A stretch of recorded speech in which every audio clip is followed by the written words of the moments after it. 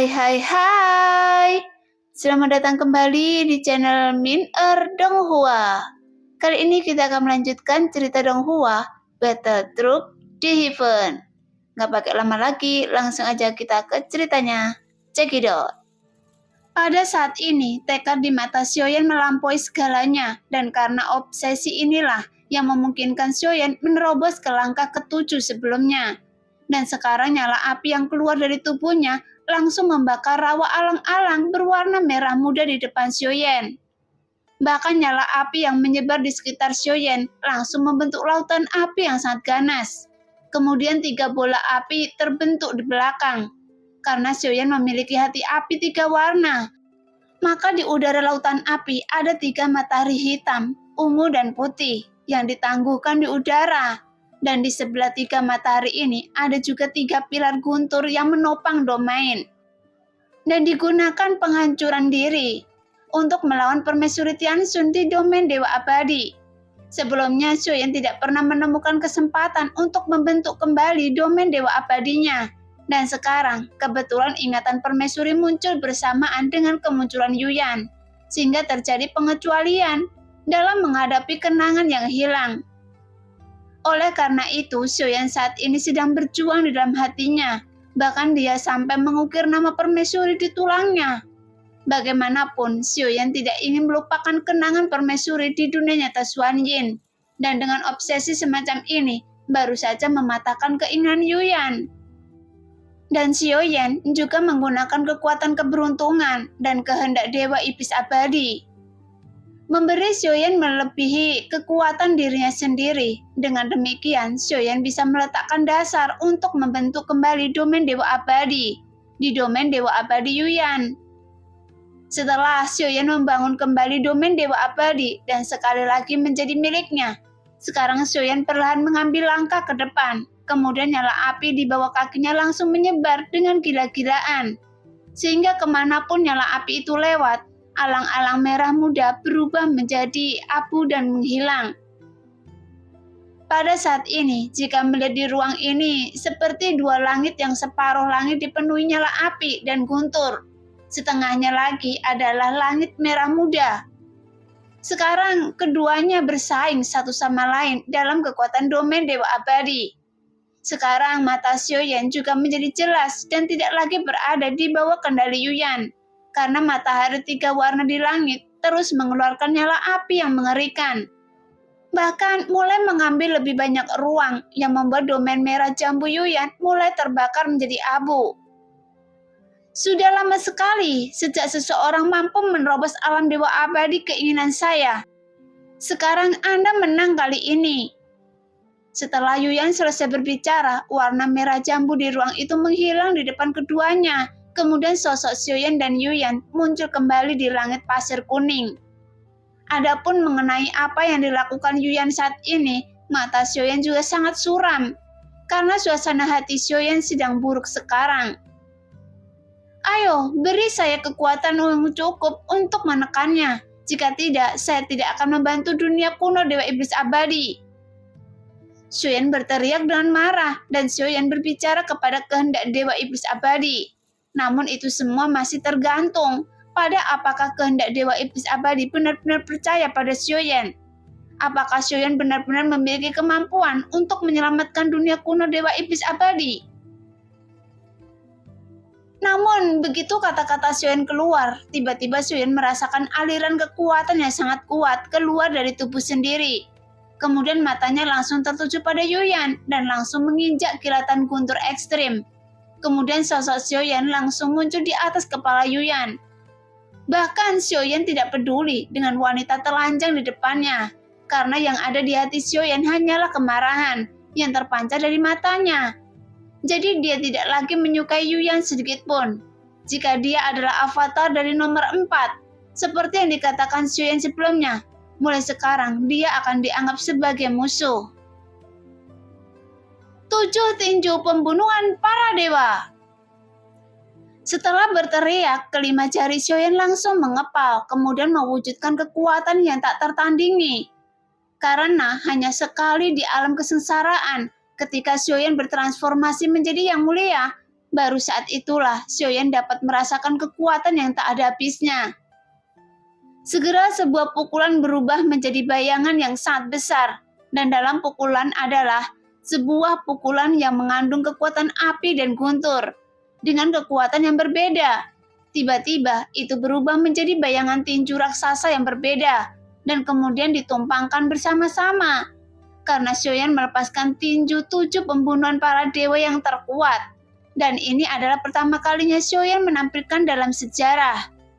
Sehingga saat ini Xiaoyan benar-benar merasakannya kekuatan keabadian para dewa. Dengan cara ini, keterampilan bertarung apapun yang Xiaoyan lakukan sekarang itu dapat mengubah batu menjadi emas, sehingga memungkinkan Xiaoyan dapat menampilkan kreativitas yang tak terbatas. Karena kekuatannya bahkan tidak sebanding dengan keabadian kaisar. Namun karena tinju ini terlalu kuat, sehingga membuat tubuh Xiaoyan langsung gemetar. Bahkan setelah Xiaoyan yang melemparkan pukulan ini, semua orang yang melihatnya dikejutkan oleh kekuatan pukulan Xiaoyan. Pada saat yang sama, Yuyan juga mengangkat tangannya, kemudian meninju ke arah tinju Xiaoyan, sehingga membekukan jari-jarinya. Segera cahaya dingin meraung dengan ganas, kemudian cahaya dingin menyapu membela udara dan langsung bertabrakan dengan tinju Xiaoyan. War!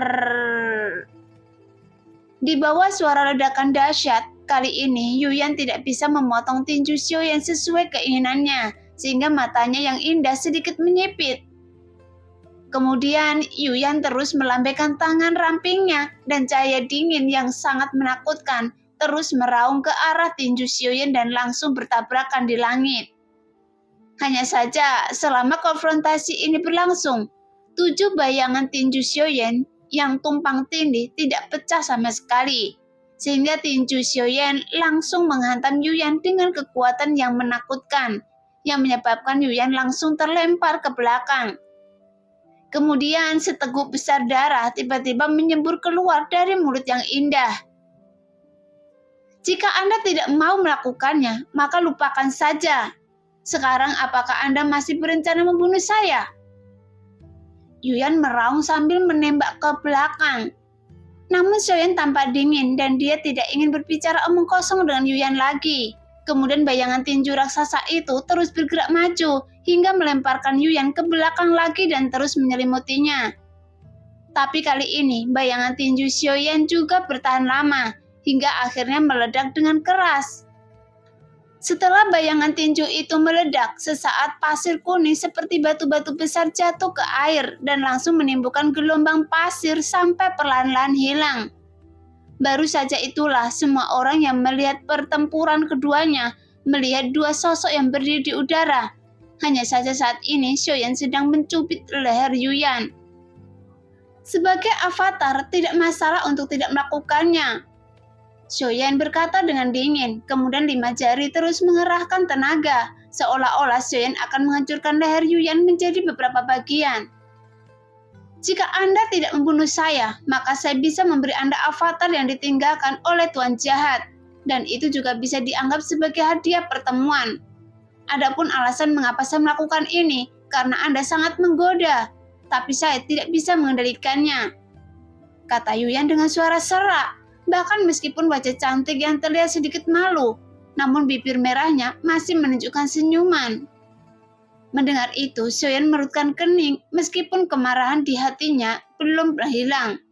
Tapi setelah mendengar tentang avatar Tuan Jahat, Xiaoyan sedikit ragu-ragu. Jadi meskipun Yuyan baru saja menyinggung perasaannya, tapi sekarang Xiaoyan masih membutuhkan lebih banyak kekuatan. Jadi tentu saja Xiaoyan merasa sedikit tenang saat ini. Bagaimanapun, sebenarnya Xiaoyan tidak ingin nomor 4 menjadi musuh dalam hatinya. Terlebih lagi, pihak lain juga sama dengannya. Mereka berdua adalah anggota konferensi alam Dewa Kekacauan. Jika Yuyan benar-benar musuh sekarang, maka itu tidak akan ada manfaatnya bagi Xiaoyan di alam Dewa Kekacauan. Lagi pula, bukan waktunya mencari musuh. Jika tidak, uang ekstra yang Anda bayarkan kepada orang kuat seperti itu akan dihitung sebagai satu.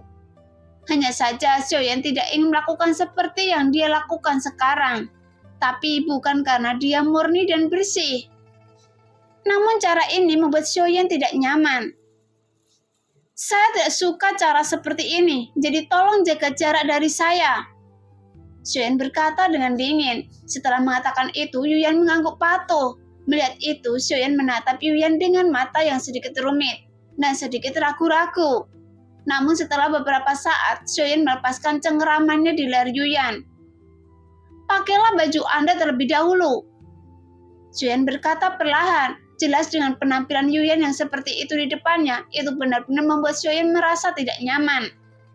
Namun Xiaoyan juga tidak menyangka bahwa Yuyan tidak memiliki batasan seperti itu.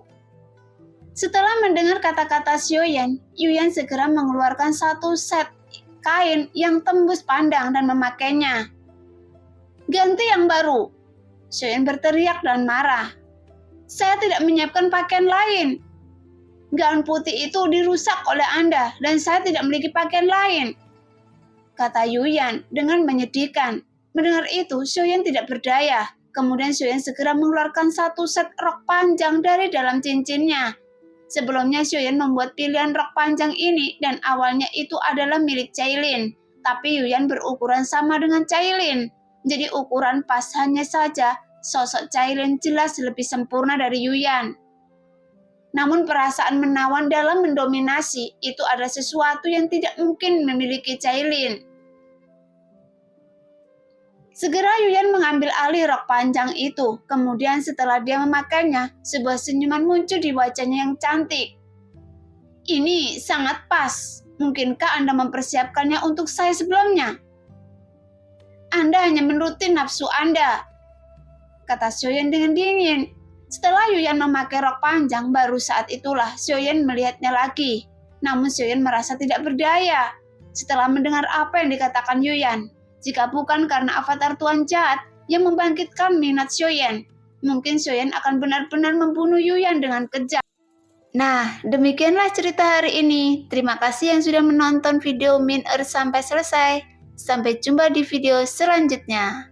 Bye-bye.